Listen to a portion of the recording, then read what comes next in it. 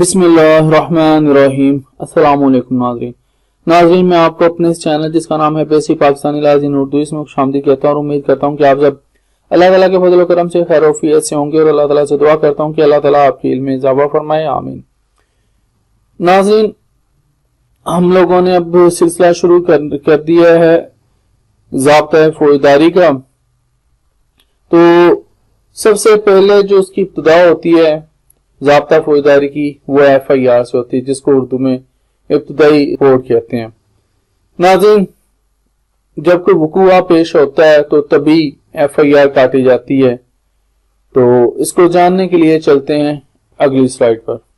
नाज़रीन, अगर आप लोगों ने मेरे चैनल को सब्सक्राइब नहीं किया तो बराह मेहरबानी इस चैनल को सब्सक्राइब कर लें ताकि मेरी आने वाली वीडियोस आपको आसानी से मिलती रहे। तो नाज़रीन, अब अपने मौजू की तरफ चलते हैं।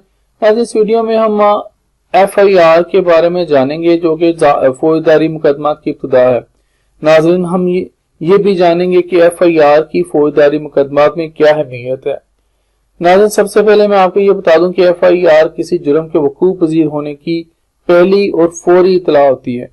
नाज़रीन, जब कोई जुर्म वकूअ पजीर होता है तो तभी उसकी इतला जो होती है मुतलका थाने को दी जाती है।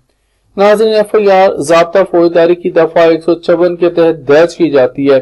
इसके बाद तफ्तीशी अफसर, जिसको हम लोग IO कहते हैं, इन्वेस्टिगेशन ऑफिसर, दफा 161 ज़ाब्ता फौजदारी ज़वात फे के तहत मुकदमा से मुतल्लिका गवाहान के बयानात कलमबंद करता है।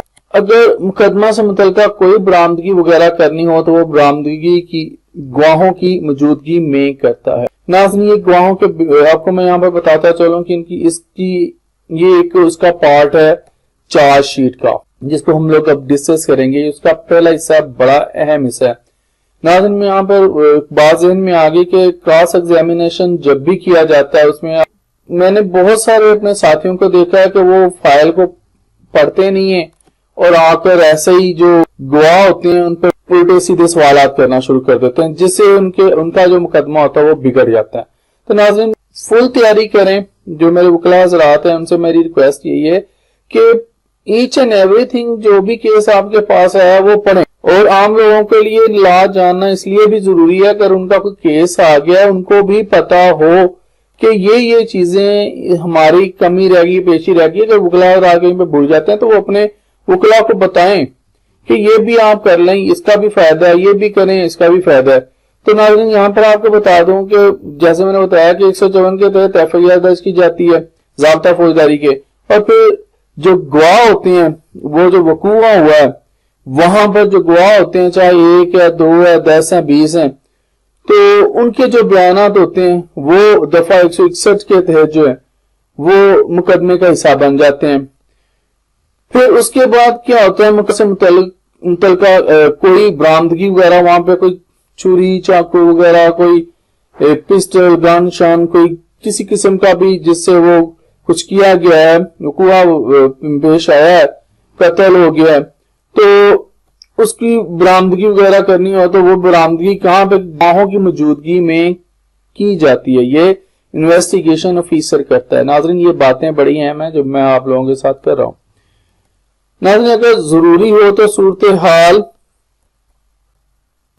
के मुताबिक मुल्ज़िम या मुल्ज़मान को गिरफ्तार करता है। नाज़रीन, यहाँ पर अगर कोगनाइजेबल ऑफेंस है, जिस यानी कि जो दस्तअंदाजी पुलिस वाला जुर्म है जिसमें पुलिस गिरफ्तार कर सकती है, तो उसके मुताबिक फिर वो उसको गिरफ्तार किया जाएगा, मुल्ज़िम को या मुल्ज़मान को।